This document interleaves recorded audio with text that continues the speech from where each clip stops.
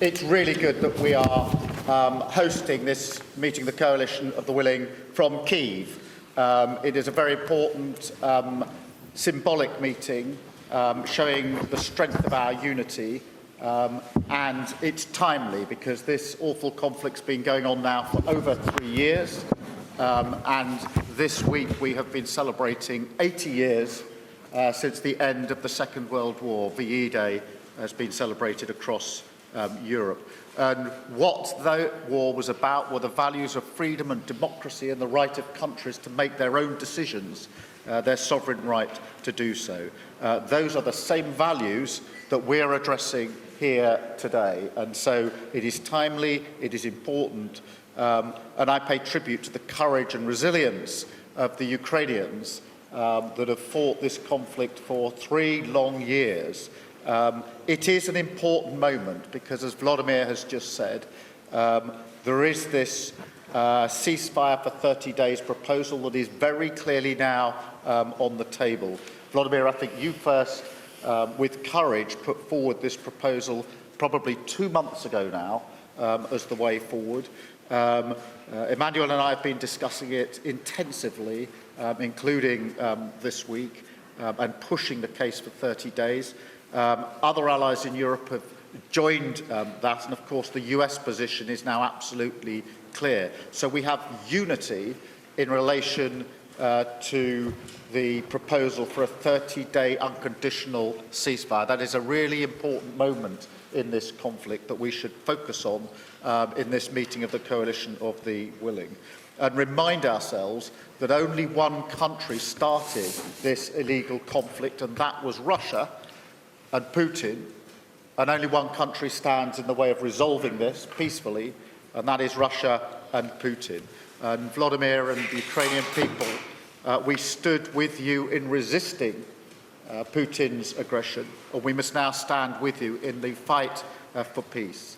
Putin has, in the last few hours, sought to put conditions on a ceasefire. It's really important that we make clear an unconditional ceasefire is a ceasefire without conditions. And we reject the imposition of conditions, and we need to be really clear about that.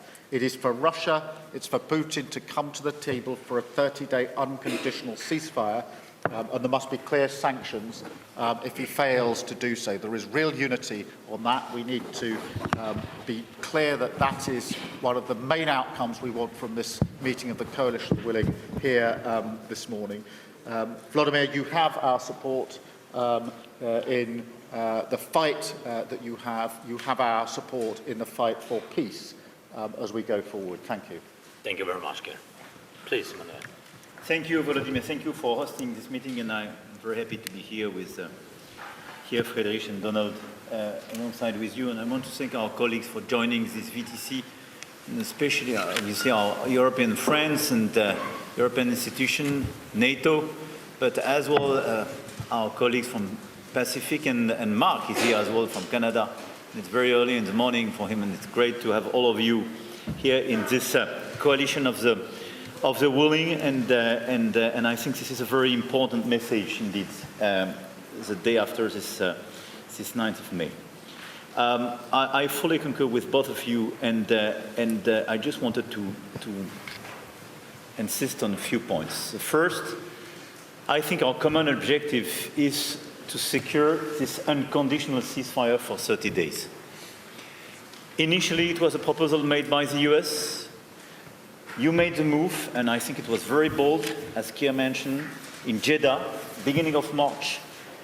And it was reiterated 2 days ago by President Trump in a very clear message. So all of us have now to back this unconditional ceasefire for 30 days and increase pressure on Russia. And it means unconditional ceasefire in sky, on land, at sea, that should be long enough and that could be renewable.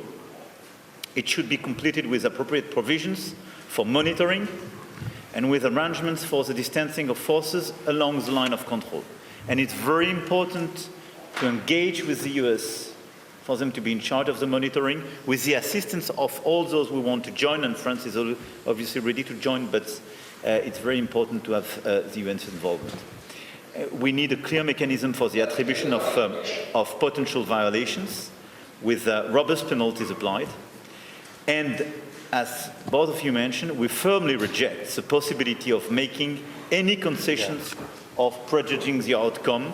And there is no precondition, neither stopping delivery of arms to protect and resist for you, or any, no prejudging any type of negotiation. And we have to be clear that if Russia does not comply, it must face consequences with additional sanctions and further support to Ukraine. And we have to prepare a new package of sanctions which should not be business as usual, and probably we should reconsider in the days to come. And we have to increase the coordination with the US, taking as a basis what Lindsey Graham put on the table, but a strong coordination, and I want to salute our Nordic friends because they made a great job during the past few days to allow us to be closely coordinated. But we have to strengthen the package to be sure that we have clear retaliation package and we deter Russia from violating this ceasefire.